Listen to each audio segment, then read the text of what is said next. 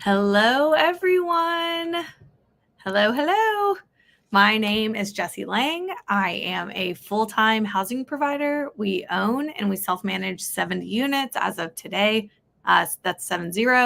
And I teach others how to build a rental business as well. So we're here live every single Tuesday, 2 p.m. Eastern, with all sorts of topics to help you build your real estate career.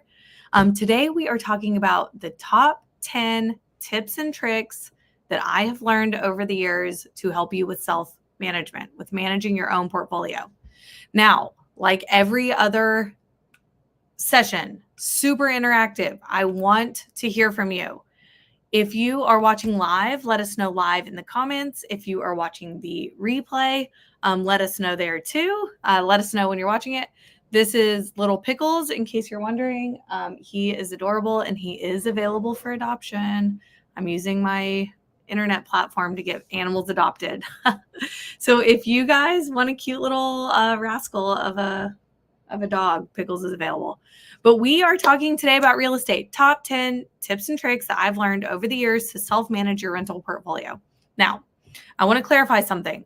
When I say self-manage, I do not mean that you have to be the person going out and doing every single step of these processes. What I mean is that you are the business owner.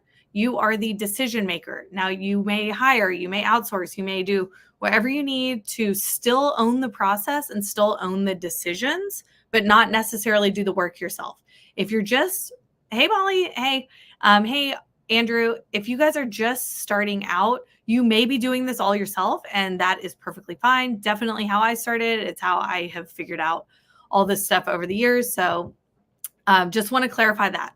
So you guys, let me know. It looks like there's people hopping on. So if you're just catching us, top 10 tips and tricks to self-manage your rental portfolio. Hello, Gustavo.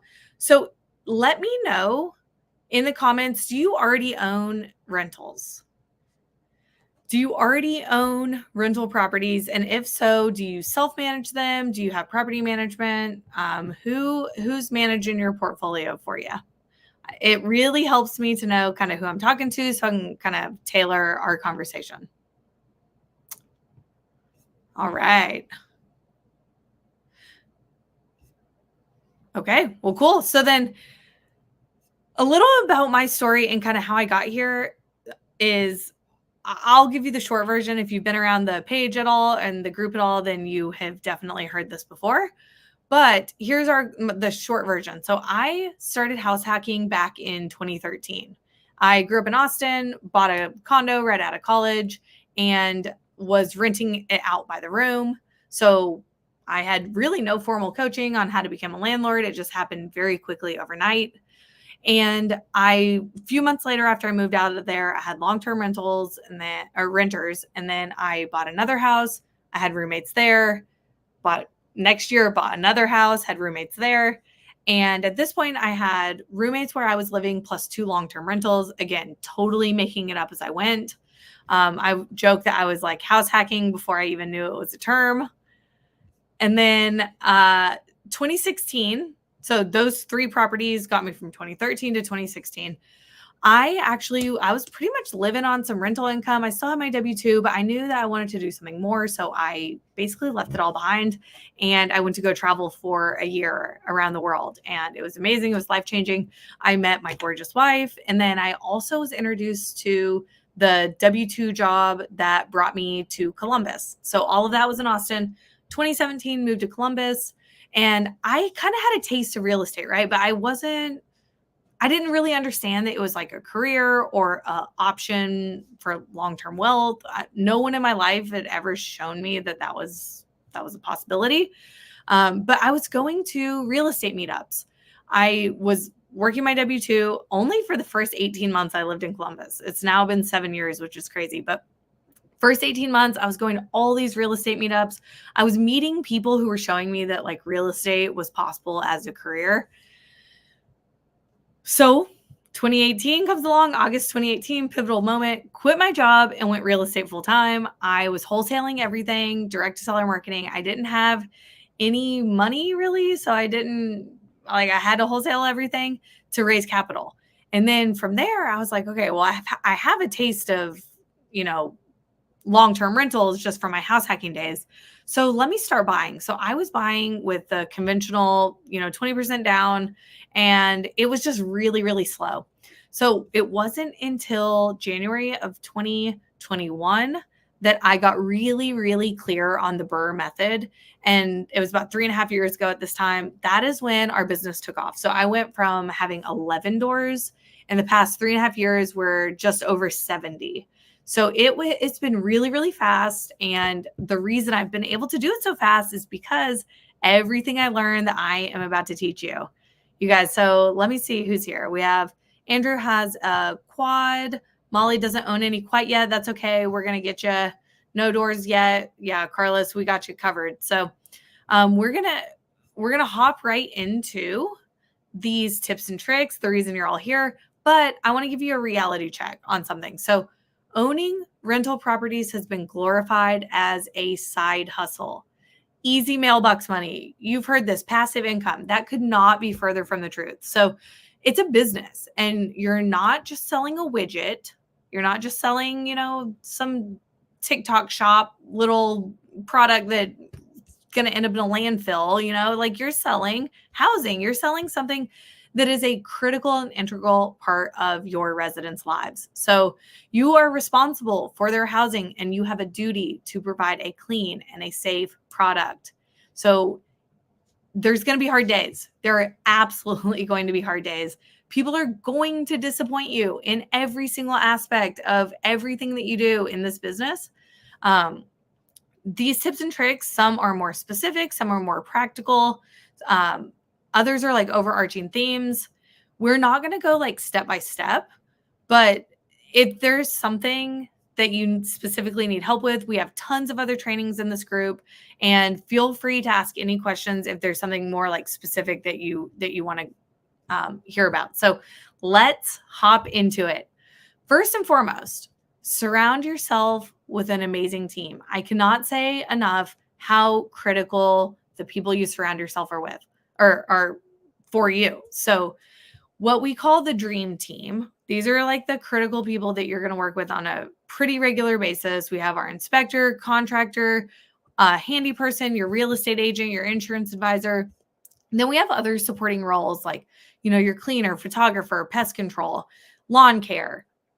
And then we have more those are like more property focused.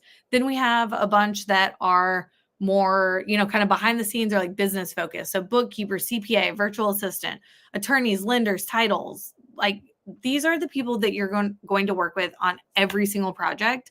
And it's so important that you have folks that like, and trust, and that they have, they're looking out for you. And then I cannot overlook the need for a mentor. Now, if you've been around the page, you know that we do have some coaching programs here in the Unlocked. Whether you work with us or work with anyone else, a mentor or someone you can go to when times are tough, a community to lean on, is so important. So it's not only your dream team of, actual jobs that you work with, but also the people you surround yourself with.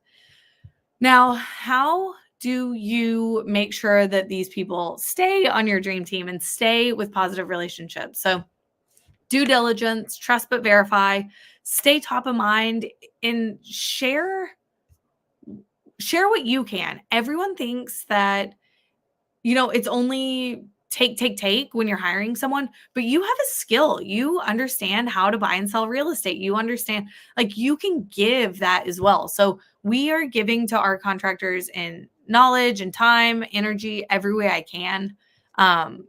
So those are just some like kind of ways to keep your dream team a dream. And then point number 2 is checklist.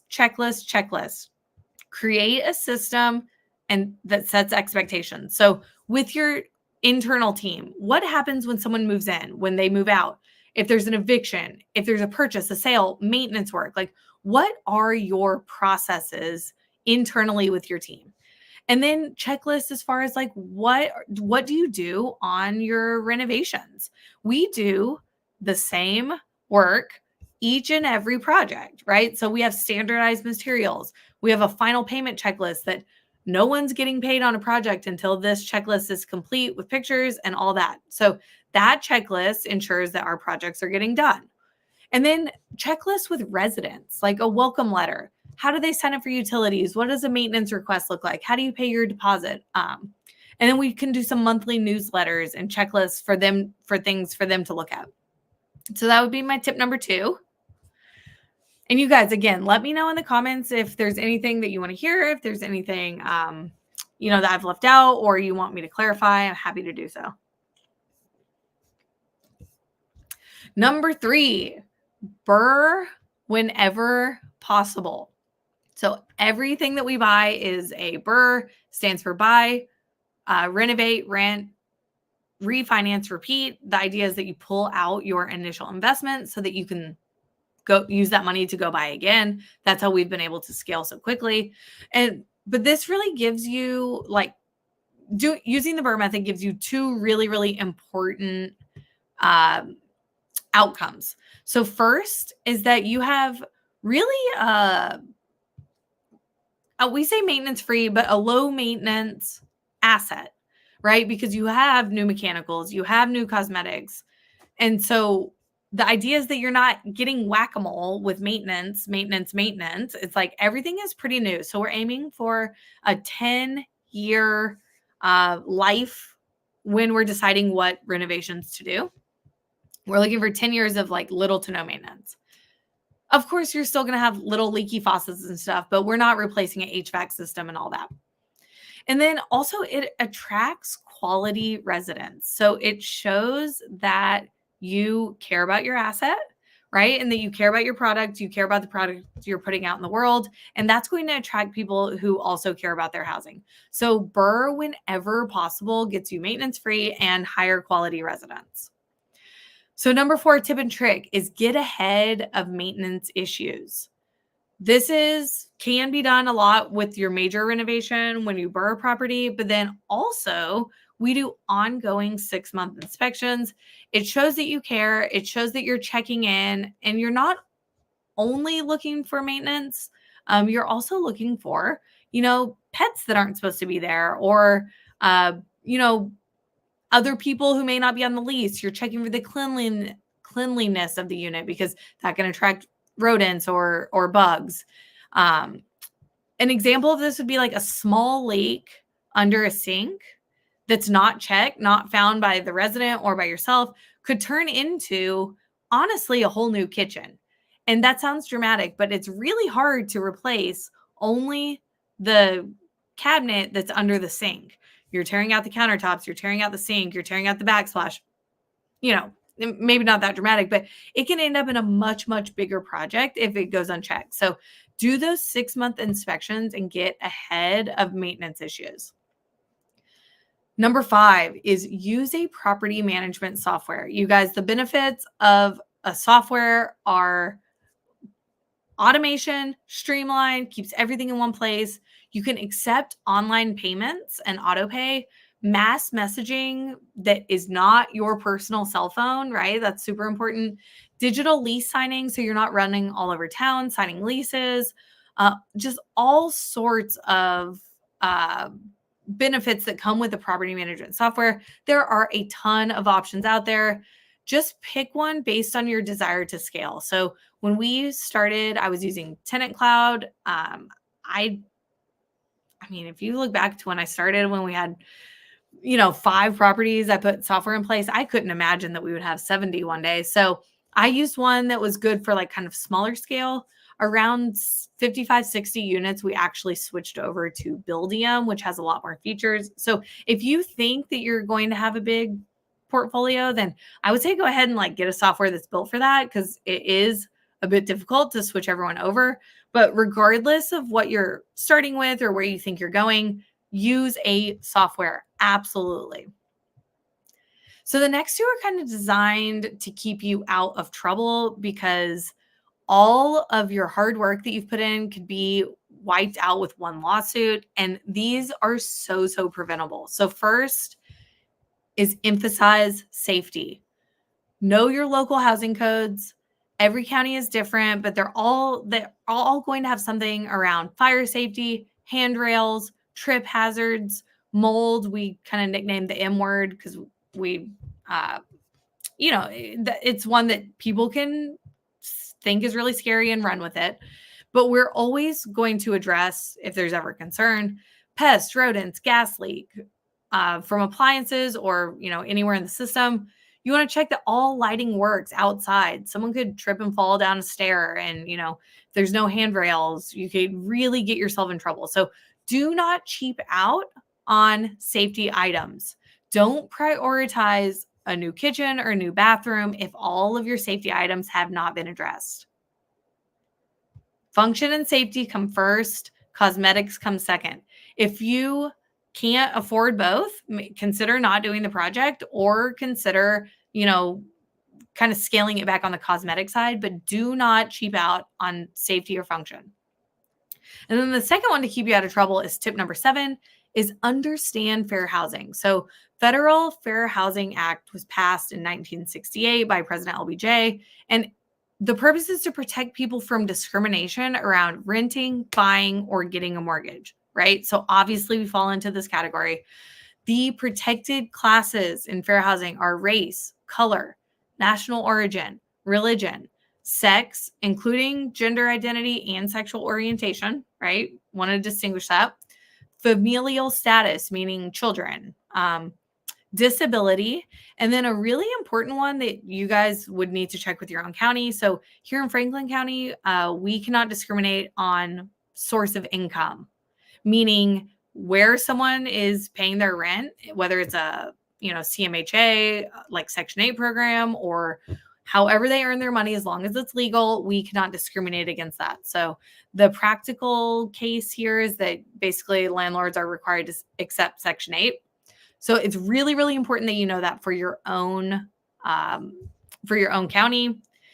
And then we publish all of our rental criteria up front in the posting. It comes down to setting expectations, which in the 10 years I've been doing this is really what a successful business comes down to, is setting good expectations.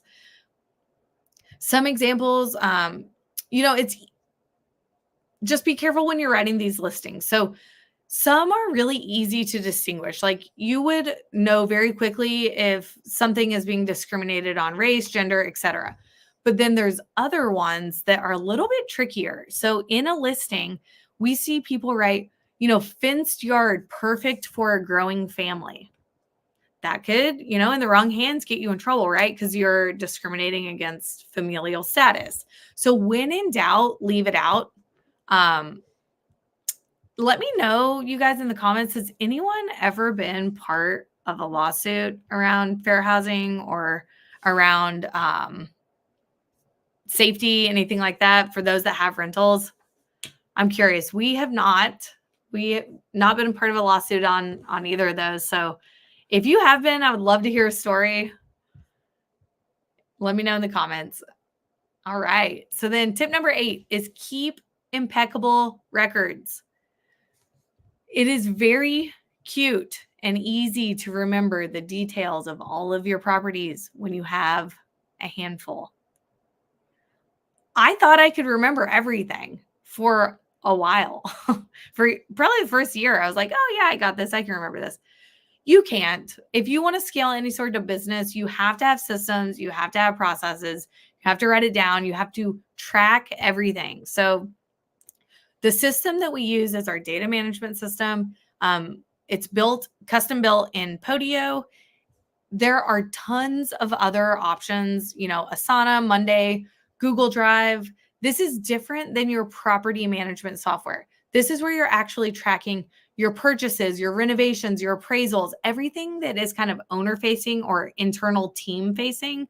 You want to be tracking this stuff, right? You're not going to remember what date you bought a property or what it appraised for or when you put the new roof on. You're not going to remember any of that. So this is stuff that is so important to track. It takes you from being a hobbyist to actually being a business owner. So if you guys want to know more about our data management system, We actually have I think it's like a 30, maybe 30, 35-minute training on, I go behind the scenes. I show you every single thing, how we have it built out, how the automation works, all that. So if you guys want to see what we've built out, comment data management here in the comments and we'll get you tagged in that training.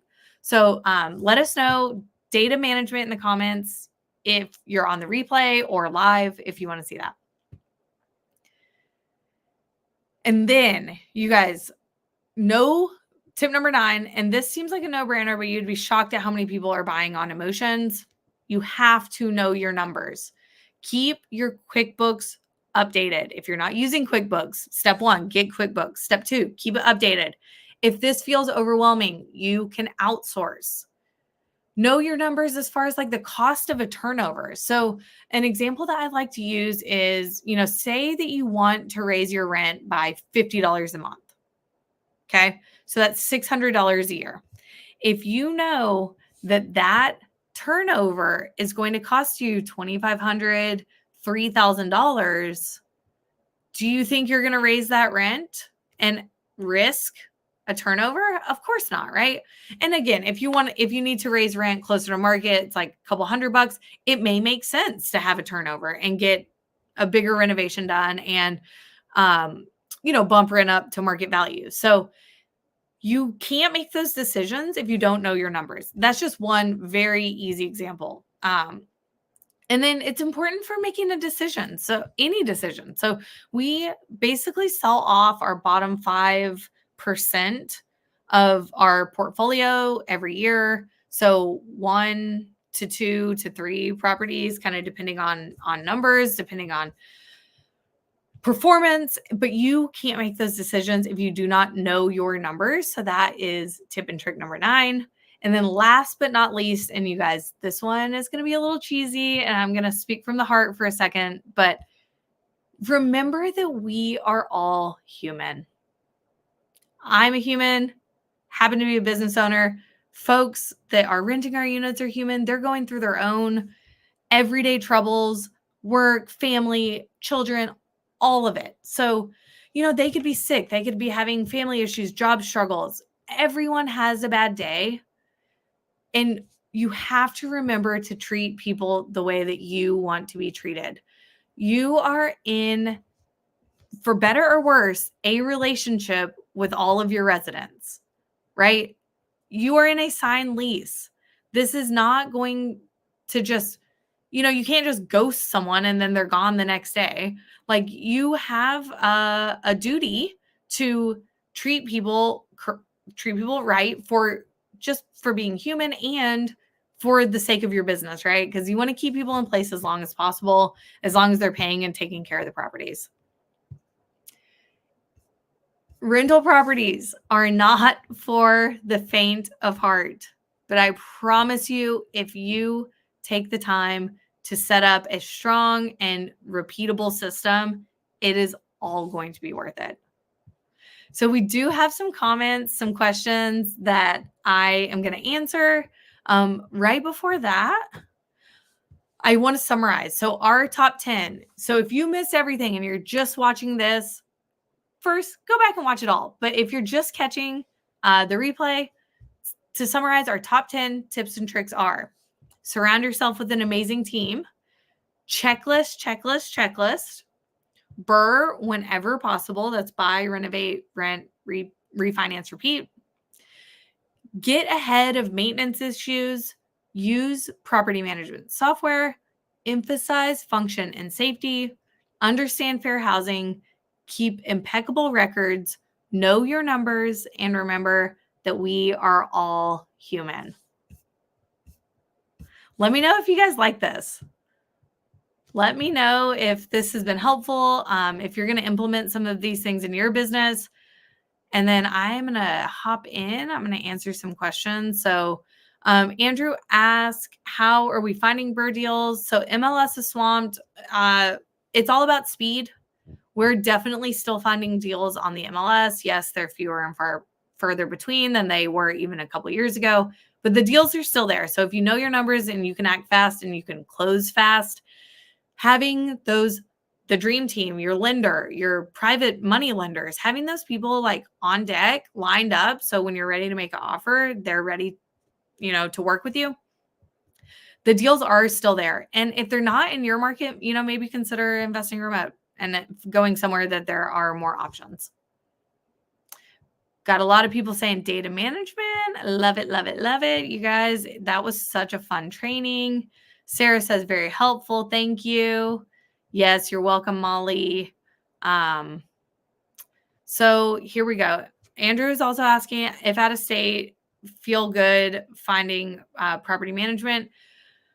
I'm telling you, even if you're out of state, you can do it yourself. You can manage your own properties. And I know this because I live in Columbus. Our properties are in Central Ohio, but I don't really go to them. Okay. So I'm essentially managing remote, even though I live in the backyard, and we self-manage everything. So it comes down to tip number one is your team. The most critical role that I would recommend for an out-of-state investor is that boots on the ground. So this is someone who does not have a conflict of interest. It's not your real estate agent. It's not a property management company. It is not a contractor, anything like that. It is someone who is completely working with your interests at heart. You basically just send them to whatever you would go to if you were local. Like that's the role. So if you would go to the property to drop a notice, you send your boots on the ground. If you would go there to do an inspection, you send your boots on the ground and your contractor, right? So that they can report back for you without any sort of bias whatsoever. So for all those who are saying, oh, I can't manage remote from afar, I disagree as long as you have that boots on the ground. Sarah's asking, what software do we recommend? So I started with Tenant Cloud. I think that they're fantastic. If you're looking to build, a sizable portfolio, I'd say 30 plus units. We switched over to Buildium. It has a couple of features that have been that Tenant Cloud doesn't have that you wouldn't really need for a smaller portfolio. So Tenant Cloud's a great start. Buildium is kind of for like the larger scale. Okay. Andrew says, what is the dollar per door minimum to avoid? I can't answer that because I don't know your market. So wherever you're investing, I would start by analyzing some deals there, see what's feasible, and look at your own financial situation, look at the alternatives that you have on where to place your money, and then do an analysis from there. So that is something that we absolutely help students with, is analyzing your market, if yours doesn't work, looking at other markets and figuring out, a solid game plan. So can't answer that one, but could dig deeper if you were to join us. Carlos asked, do you have to have a W-2 to start? Or if you happen to not have a W-2, yeah, we've heard a lot about layoffs recently. Can you still get in the game? So yeah, absolutely you can. A lot of the loan types that we're using are focused on investors. They are asset-based and no one checks your income. So we're looking, I don't think anyone's asked me for any sort of income statements in years. So we're using lenders, again, that lend on the project and not that the borrower obviously is taken into account, but nothing to the point that you're probably thinking with conventional or portfolio loans or your own owner occupant financing. It's a completely different process. So yes, long story short, you absolutely can start even without a W-2. If you want to know more about that, Carlos, feel free to reach out on Facebook. I think you're on YouTube, but reach out and we'll get in contact. So, alrighty, y'all, top 10 tips and tricks, and hope these are something that you'll implement starting today, and would love to hear how it goes. So let us know in the comments. We'll see you next Tuesday.